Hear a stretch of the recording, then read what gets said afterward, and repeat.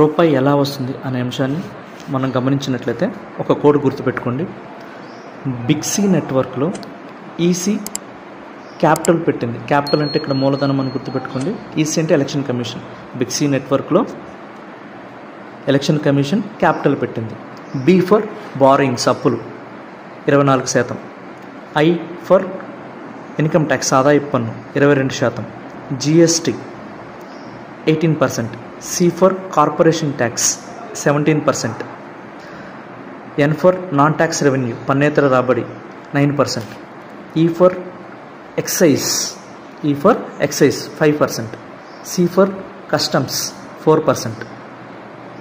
Capital for capital revenue 1%. ఈ విధంగా గుర్తుపెట్టుకున్నట్లయితే మనం ఆన్సర్ చేయడం ఈజీగా ఉంటుంది.